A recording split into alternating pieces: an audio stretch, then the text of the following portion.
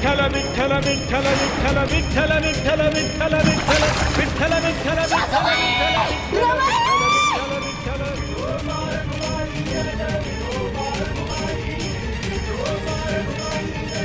निघो, अरे निघो बाबा, लवकर बाहेर ये रे. अरे वहिनीने विहिरीमध्ये उडी मारली रे दादा.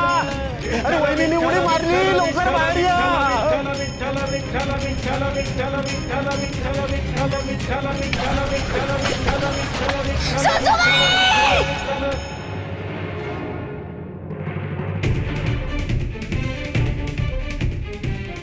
सासूबाई रमाई, अरे दादा,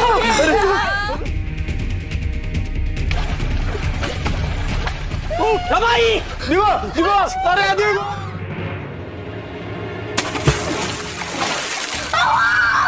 दिगू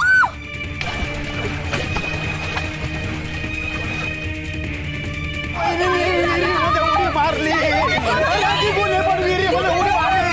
अरे दिगू बाहेर ये. भाजी पकड. ते ये रे, अरे ये.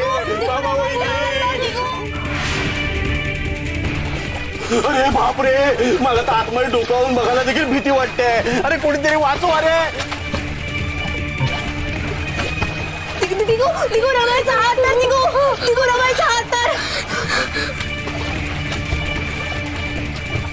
मला सोड रमाई, सोड रमाई. अगं असं काय करते? मला तू ढकललं तर बुडशील तू. सोड मला जीव द्यायचा.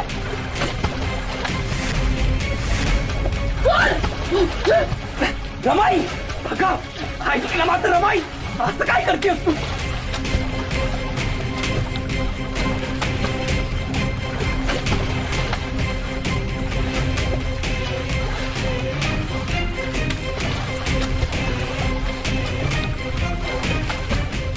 विठ्ठल विठ्ठल विठ्ठल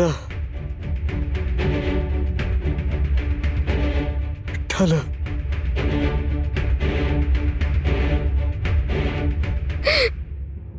विठुरा विठुरा तूच केलंस हे सगळं.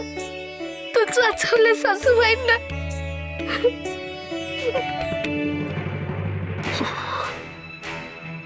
जाऊ बाई, अहो कापरं भरलंय हो. अगं भरणारच. विहिरीचं पाणी किती अगदी थंडगार असणार. रमाई,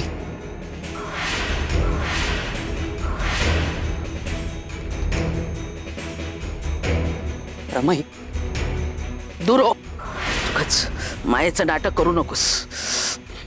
दूर जा.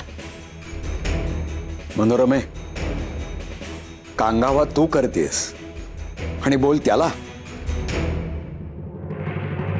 पंच, शेकायला गरम तवा आणि कापड आणलंय. सासूबाईंचे हात पाय शेकून घेते. थंडी भरली आहे ना अंगात, मी शेकवते. हा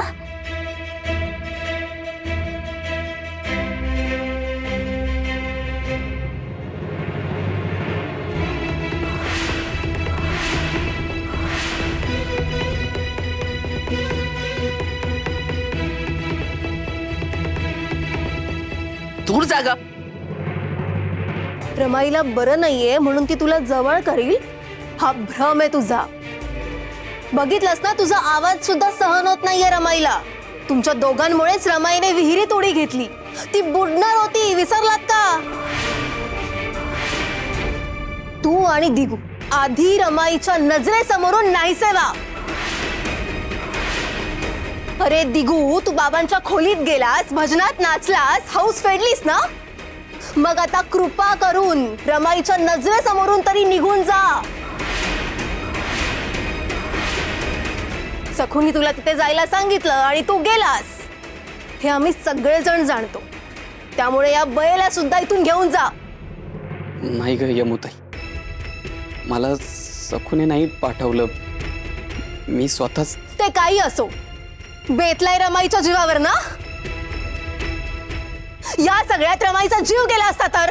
यमुने, अगं जरतरच्या गोष्टी कशाला करायच्या? तसं झालंय का? मग कशाला अभद्र बोलतेस? असं बोलू नये बाळा. अहो बाबा तुम्ही असं